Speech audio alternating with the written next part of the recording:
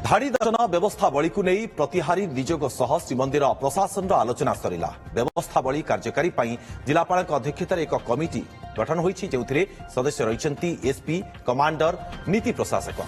नूतन धाड़ी दर्शन व्यवस्था असुविधा हेले परीक्षामूलक भावे बा ट्रायल रन 28 किंबा 29 तारिख में हेबो बोली आजिर बैठक में आलोचना होईछि। नुआ व्यवस्था भक्त माने सुखद अनुभूति पाइबे। आगामी 31 डिसेम्बर एवं जनवरी 1 तारिख में भिड़ को दृष्टि रखी खूब शीघ्र यह लागू हेबो। महाप्रभु नीतिकांति बाधक जो न हेबो सेति प्रति ध्यान दियाजिबो। नुआ व्यवस्था हेले हुंडी स्थानांतर हेबो, सेतिपई राज्य सरकार को आईन विभागर अनुमोदन आवश्यक। खूब शीघ्र दर्शन व्यवस्था नहीं एसओपी कराजिबो।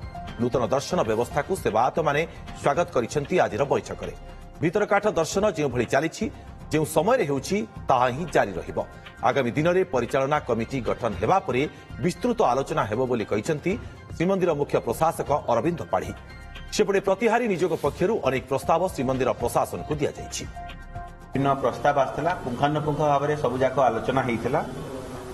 सेवायत बंधु मानकर एवं आमर जेते भी अधिकारी अच्छा समस्त परामर्श रहा जे आम डेमोन्स्ट्रेशन आकार बा परीक्षामूलक भाव में यही जो नूतन धाड़ी व्यवस्था अच्छी ताकू गोटे दिन कराहब। ता पूर्वर आम सबू सेवा संपृक्त निजोग सांगे आलोचना कर सारिथु।